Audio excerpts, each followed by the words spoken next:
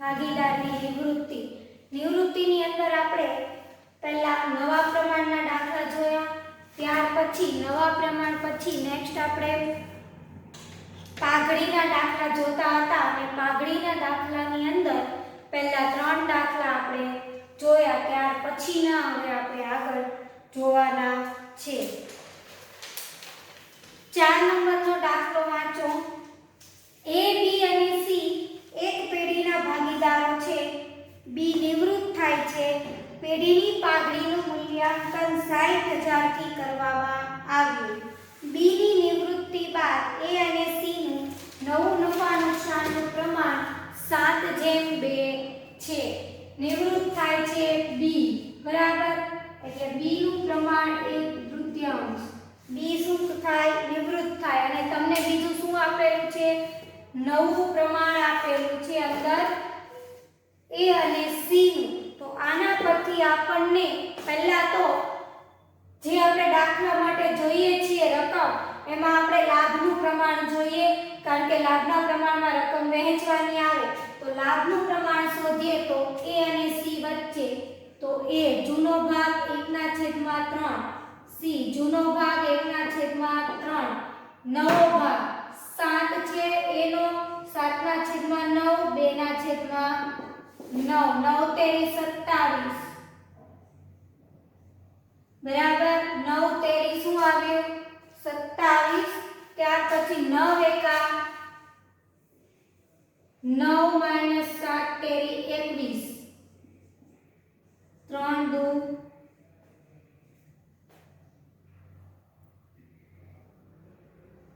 પહેલા આમ જોઈએ. 7 તેરી 21 - 9, 3 દુ 6 - 9, બરાબર. 21 માંથી 9 જાય તો 12/27 અને -3/27. યાદ કરો, પ્રવેશની અંદર આપણે ત્યાગનું પ્રમાણ શોધતા હતા. આ ત્યાગનું પ્રમાણ શોધતી વખતે માઈનસ આવતું એને આપણે લાભ કહેતા હતા, બરાબર. તો સેમ અહીંયા આ લાભનું પ્રમાણ શોધીએ છીએ. અહીંયા સીધો જ નિયમ માઈનસ આવ્યું તો આપણે એને શું કહીશું? ત્યાગ. હવે આ થોડી મોટી રકમ છે. 9 તેરી 27 અને 4 તેરી 12, તો 4/9 -1/9. આને કહેવાશે ત્યાગ, બરાબર. 4/9 તેરી 27, 3 એકા 3 ને 4 તેરી 12, એટલે આ થયું. હવે પાઘડીનું મૂલ્યાંકન કીધું છે, ધ્યાનથી જોજો. આમાં તમને જૂની ચોપડે જૂની પાઘડી આપેલી નથી, એટલે આમનું તમારી એક જ આવે. આપણે આની અમનું શું કરીએ કે નિવૃત્ત વાળો ભાગીદાર જમા કરીએ, બાકીના લાભ વાળા ભાગીદાર ઉધાર. પણ અહીંયા ત્યાગ આવે છે તો સાથે આને પણ આપણે શું કરવું પડશે? જમા. આવું પ્રવેશમાં આપણે શીખી જ ગયા છીએ. સેમ રીતે અહીંયા છે. પહેલા તો આપણે પાઘડીનું મૂલ્યાંકન જોઈએ. તો જો કુલ પાઘડી તમને કેટલી કીધી છે? 60,000. આપણે B ની પાઘડી શોધવી પડે, નિવૃત્ત થનાર ભાગીદારની. એનો ભાગ કેટલો હતો? 60,000 ગુણ્યા 1/3, બરાબર. એટલે કેટલા આવશે? 20,000.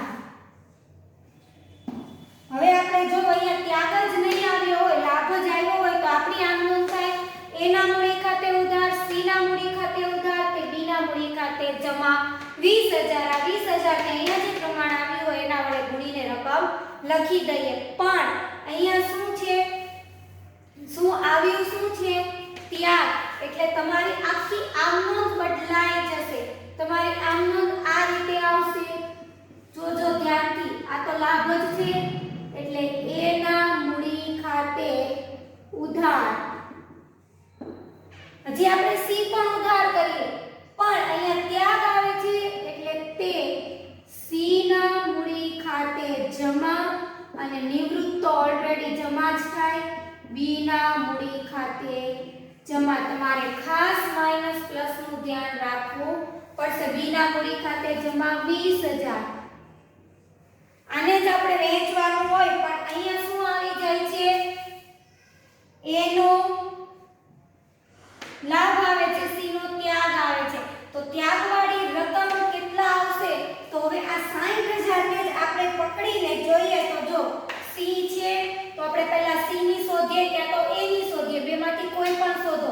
તમને આન્સર મળી જાય. તો આપણે C માઈનસ આવે છે તો 60000 ગુણ્યા 1/9 કરીએ તો તમારું આવે 66666.6666 એવું આવે છે. તો તમે એને આ રીતના લખી શકો. બરાબર, આ રીતના આવે છે 66600. બરાબર, તો એને તમે પોઈન્ટ રકમ દૂર કરીને આ રીતના લખી શકો. હવે તો તમારે શું કરવાનું છે, ફક્ત આ બેનું ટોટલ જ અહીંયા લખવાનું રહેશે. છતાં પણ હજી પણ નહીં સમજ પડે તો આવી રીતના કરી નાખવાનું. એ 60000 ગુણ્યા 4/9 એટલે તમારું આટલો આન્સર આવી જશે. સમજ પડી? આ નોંધની અંદર નવું આમાં કોઈ વસ્તુ નવી નથી, ફક્ત આ માઈનસ આવે છે એટલે આ નોંધ બદલાઈ જાય છે અને રકમ પછી વહેંચી નહીં શકીએ એટલે આ પ્રમાણે મેઈન જે પાઘડીનું મૂલ્યાંકન છે એને એના ભાગ વડે ગુણીને રકમ લેવાની રહેશે. સમજ પડી? ભાગ વડે ગુણીને રકમ લેવાની છે કારણ કે અહીંયા ત્યાગ આવે છે. આ તો ચોથો દાખલો. ત્યાર પછી પાંચમો દાખલો. રકમ વાંચો અંદર. BRTS 4:3:1:2 ના પ્રમાણમાં નફો નુકસાન વહેંચતા ભાગીદારો છે. બી નિવૃત્ત થાય છે. બી ની નિવૃત્તિ વખતે જૂની પેઢીના ચોપડે પાઘડીની બાકી 20000 હતી. આ જૂની પેઢીના ચોપડે પાઘડીની બાકી કીધી છે એટલે આપણે જૂની આમ નોંધ લખવાની રહેશે. બી ની નિવૃત્તિ વખતે પેઢીની પાઘડીનું મૂલ્યાંકન 60000 થી કરવામાં આવ્યું. RTS 1:2:2 ના પ્રમાણમાં નફો નુકસાન વહેંચશે. સેમ આવો જ દાખલો છે. અહીંયા બી, અહીંયા પણ બી જ નિવૃત્ત થાય. બી નો ભાગ કેટલો આવશે? 4/10. આ આવશે બી નો ભાગ. બી નિવૃત્ત થાય છે. અહીંયા પણ તમારે આ જ રીતે લાભનું પ્રમાણ શોધવાનું છે. તમારે જાતે શોધવાનું છે. મેં ડાયરેક્ટ લાભના પ્રમાણનો જવાબ જ લખી દીધો છે. બરાબર, આની જેમ માઈનસ આવશે આર. આરટીએસ નું તમારે લાભનું પ્રમાણ શોધવાનું. બી નું તો આવે ને નિવૃત્ત થઈ જાય છે એટલે આરટીએસ નું શોધો. એમાં આર નો લાભ આવે છે -1/10 એટલે એને શું કહેવાશે? ત્યાગ કહેવાશે. ટી નો ત્યાગ આવે છે, લાભ આવશે 3/10 અને એસ નો આવશે 2/10. કેમ? કારણ કે જગ્યા નથી પ્લસ અહીંયા મેં શોધેલું છે. એ જ રીતના તમારે ત્યાં લાભનું પ્રમાણ જાતે શોધવાનું છે. મેં ડાયરેક્ટ આન્સર લખી દીધો છે. હવે પાઘડીનું મૂલ્યાંકન તો પહેલા બી નિવૃત્ત થાય છે. બરાબર, તો બી સાથે હશે પાઘડીનું મૂલ્યાંકન. કેટલું છે? 60000 ગુણ્યા બી નો ભાગ 4/10 એટલે કેટલું થાય? 4/10 એટલે 24000 થશે બી નું. હવે આ બધાના ભાગ કેવા આવે છે? માઈનસ આવે છે પહેલાનો ત્યાગ. એટલે આપણે હવે આમનો એવી નહીં લખાય કે ભાઈ આરટીએસ ના મૂડી ખાતે ઉધાર તે બી ના મૂડી ખાતે જમા 24000 ને લાભના પ્રમાણમાં વહેંચી દઈએ. એવું થશે નહીં કારણ કે આનો ત્યાગ આવે છે એટલે લાભના પ્રમાણમાં વહેંચાશે નહીં. એટલે હવે આપણે આગળ આર નું જોઈએ તો 60000 ગુણ્યા એનો જેટલો ભાગ છે 1/10 એટલે એનું આવશે 6000. સેમ પછી આ બંનેનું પણ લખી દઈએ. ટી બરાબર 60000 ગુણ્યા 3/10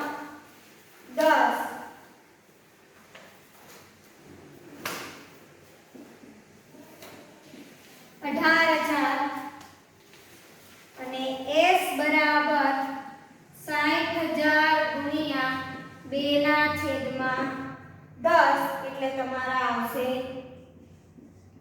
12,000. સમજ પડી? અહીંયા અડધું કરવાની તમારે જરૂર નથી કે ભાઈ 3/10 એમ તો અડધું નહીં જ થાય. આ જ રીતે રીતના કરવાનું છે, કારણ કે આપણે ગુણાકાર જ કરવાનું છે ને કશે બતાવવાનું નથી, એટલે તમે આ પ્રમાણને હજી અડધું નહીં કરશો તો ચાલશે. ચોપડીમાં તમને અલગ રીત થોડીક આપેલી છે. આ રીતના થયું. એટલે હવે આપણે આની આમનો ખરેખર શું લખીએ? પહેલા તો લાભવાળા ઉધાર કરીએ. તો લાભ કોનો કોનો આવે છે? ટી ના મૂડી ખાતે ઉધાર, એસ ના મૂડી ખાતે ઉધાર, તે આર ના મૂડી ખાતે જમા, બી ના મૂડી ખાતે જમા. બી ના મૂડી ખાતે જમા આવશે 24,000, આર ના મૂડી ખાતે 6,000, ટી ના મૂડી ખાતે 18,000 ને એસ ના મૂડી ખાતે 12,000. થઈ ગયું. બંને 30,000 જેટલું ઉધાર છે એટલું જ જમા. સમજ પડી? આ રીતે આનું લખાશે. આર માઈનસમાં આવે છે એટલે એને આપણે જમા કરવું પડે. પ્લસમાં આવતું હોય તો આપણે એને ઉધાર કરીએ. હજુ આમાં એક આમ નોંધ વધારાની એડ થશે, કારણ કે તમને કીધું છે જૂની પેઢીના ચોપડે જૂની પાઘડી 20,000 હતી. તો જૂની પેઢીમાં તો 4 ભાગીદારો હતા, તો બધાની જ આમ નોંધ લખાશે. બી ના મૂડી ખાતે ઉધાર, આરટીએસ ના મૂડી ખાતે ઉધાર,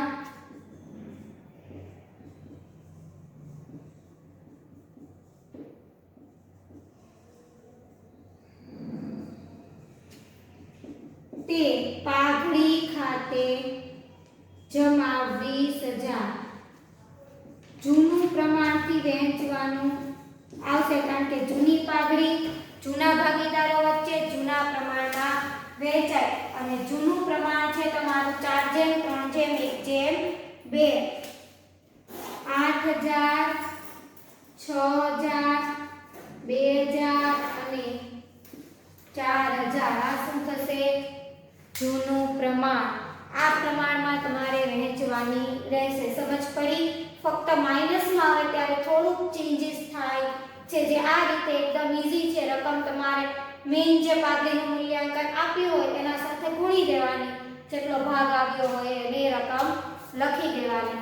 હજી નાના દાખલામાં એક દાખલો બાકી છે, જે આપણે નેક્સ્ટ હવે પછી જોઈએ. દાખલા નંબર 6. આના પછી હવે દાખલા નંબર 6 બાકી છે. આ પ્રમાણે જોઈ લેજો. નવો મુદ્દો છે ત્યાગવાળો. નહીં સમજ પડે બરાબર તો પૂછજો.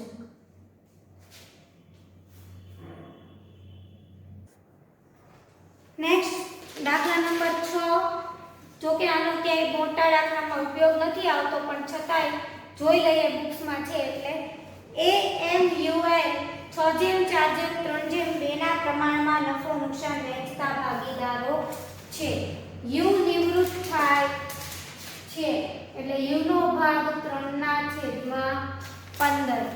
યુ નિવૃત્ત થાય છે. યુની પુનઃમૂલ્યાંકન ખાતાનો નફો અને અનામતોની વહેંચણી બાદ યુની મૂડી 80,000 છે. યુને નિવૃત્તિ પેટે કુલ રકમ 1,40,000 ચૂકવવામાં આવી. યુની નિવૃત્તિ બાદ AML 6:5:4 ના પ્રમાણમાં નફો નુકસાન વહેંચતા ભાગીદારો છે. નફો નુકસાન વહેંચશે. એકદમ થોડો અલગ મુદ્દો છે. આમાં કોઈ વસ્તુ બીજી આવતી નથી. પહેલા તો આપણને નવું જૂનું પ્રમાણ આપેલું છે એટલે લાભનું પ્રમાણ શોધીએ. તમારે બુક્સમાં આખું શોધવાનું છે. હું અહીંયા ફક્ત જવાબ લખેલા છે મેં, પણ તમારે આખું શોધવાનું રહેશે. એમાં a નો લાભ 0 આવે છે, m નું 1/15 ને n નું 2/15. કોઈ માઈનસમાં આવતું નથી, બંને લાભ જ છે એટલે તમે આવી રીતે લખી શકો. m l બરાબર 1/2. n તો 0 છે એટલે આની આમ નોંધ તમારી થાય આ રીતે. m ના મૂડી ખાતે ઉધાર, L ના મૂડી ખાતે ઉધાર, તે નિવૃત્ત થાય છે.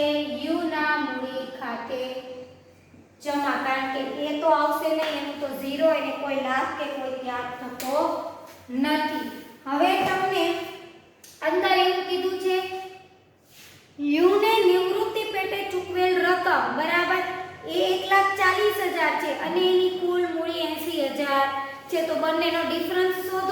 તો યુ ને કુલ પાઘડીની રકમ મળે કે ભાઈ યુ ની પાઘડી કેટલી, કારણ કે એ જ આપણે અહીંયા લખી અને એને જ લાભના પ્રમાણમાં વહેંચી.